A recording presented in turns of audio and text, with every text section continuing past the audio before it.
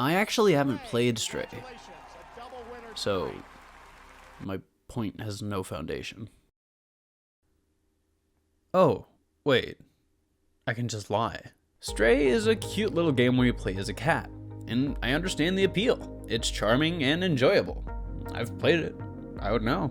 However, compared to Tunic, it's straight up monkey balls, dude. It's not even close. It doesn't stand a chance. Tunic is kind of like one of the best games of all time, and Stray is just fine.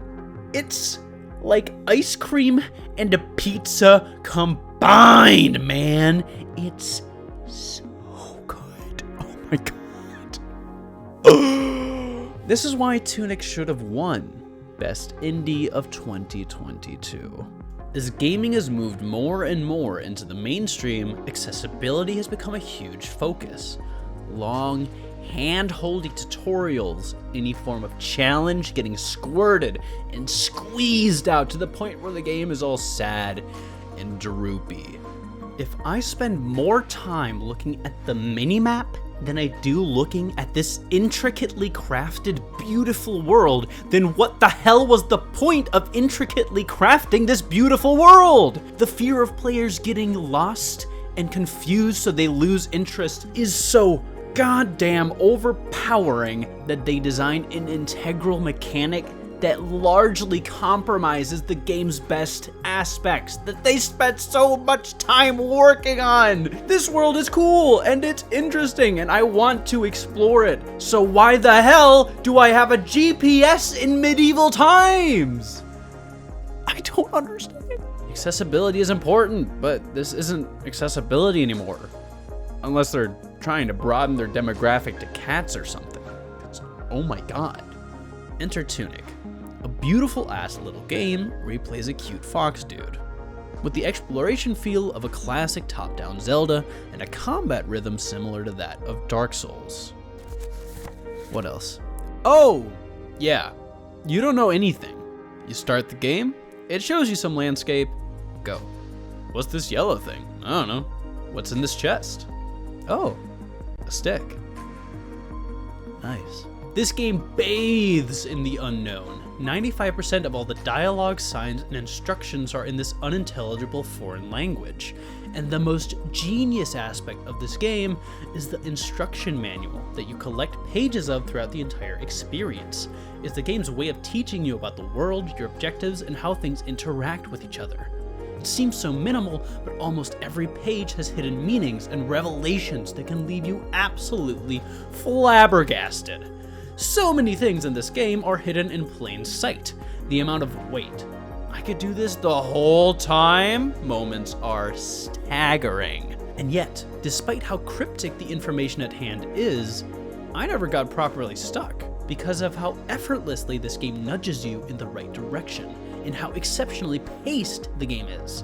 If you're confused about what to do, just look at the manual. You are very likely to find a clue to something you have yet to discover. Through the images and small bits and pieces of English, you yourself put together the puzzle pieces. It gives you just enough information to progress, but it always leaves you hungry for more because of just how enticing the world is. What do these jingle ass forks do? What's the deal with these cards?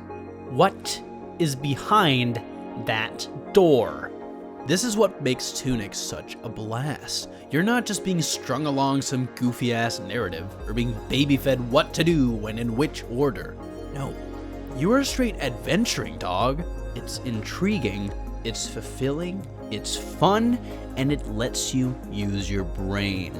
And it is also quite tough, but it has options to make it more approachable, which is perfect. Good balance, but still options for those who want something more chill.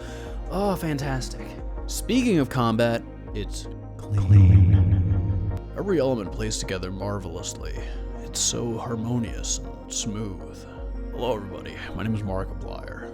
In so many games nowadays, instead of having simple, clear, fun mechanics that you can play around with and explore for yourself, They'll do this overly complicated thing that they don't want to bother trying to explain in a coherent and fun way, so they'll just throw a wall of text at you, a Chinese wall of words that you just gotta read. There's no intrigue, it's just it's an assignment.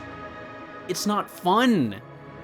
It's ass. It's straight up dookie, dude. Oh my god. In Tunic, when you get an item, you get to discover all of that on your own, because you found something cool looking and you want to know what it does.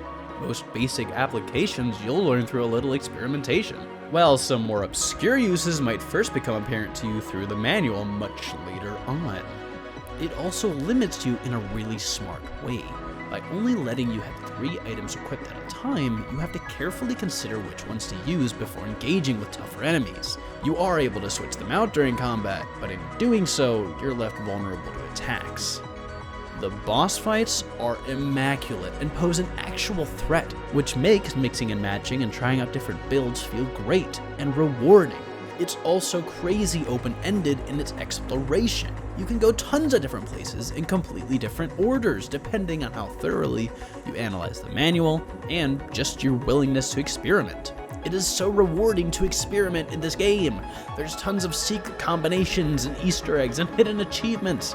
The game's odd symbols is actually a properly constructed language that can be translated and understood, and the actual meanings can have huge implications and revelations about the story of the game, along with extra secrets being hidden behind deciphering the meaning of the translated words of a made-up language. It twists and winds and connects like this incomprehensible jungle, and it just keeps going. There are multiple secrets that still aren't properly understood by the community. It's insane! Oh, right. Not only is there a functional fake written language, there's an entirely separate spoken language hidden in the music of the game! The music! The music? What? What the fuck? Yeah. Depending on the chord progression and other musical shenanigans I know nothing about, many jingles and diddles and parts of the soundtrack as a whole can be translated to English. What the fuck? Shout out to this guy for his video on the game. There's a lot I would not know if not for him. None of these things were even remotely necessary. The vast majority of players will never know about any of these things, nor do they need to. The way it teaches you and guides you throughout the manual is marvelous, and it's pretty good at doing so. You'll figure it out, but if you do decide to dive even just a little deeper, you might find yourself completely encircled by the game's numerous mysteries. It's filled to the absolute brim with passion and heart in every single aspect, an incredible achievement that is well deserving of celebration and praise. Though I will say, I do have one criticism, which is by no means a deal breaker, but it can lessen the experience depending on how you approach the game. This game, unsurprisingly, has multiple endings. 2, that is. The first ending being a super intense, immensely challenging battle. A wonderfully climactic ending. The second ending has a few more caveats. It requires you to thoroughly explore and solve tons of areas and puzzles, and even more so, analyze the manual to the fullest. The thing is, at this point you've already found 99% of the areas, and fought all the bosses. In terms of exploration and combat, you'll be retreading a ton of old ground. There's a general shift from all of these elements constantly converging to just puzzles. Granted, the puzzles are phenomenal here. In fact, there is a particular puzzle that is so genius and honestly mind-blowing that it's kinda ridiculous. I think it's good to be aware of this shift since the game prior so masterfully tugs you along with all of its strong elements. But later, you really gotta be in a puzzle-solving mood to enjoy it. The most unfortunate aspect is when getting the second ending, you don't actually get any final boss, which in the case of doing the second ending first feels very anticlimactic. And that's unfortunately what I did. So I would personally suggest doing the normal ending first, but that is just a suggestion. Play the game however you want. I still adore the game despite my criticism anyway. Tunic is something truly special. It brings out the most childlike curiosity, which can be hard to come by.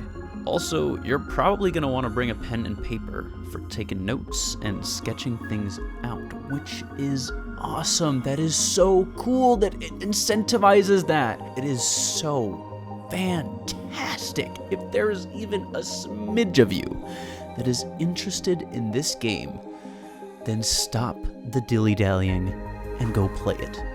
Okay?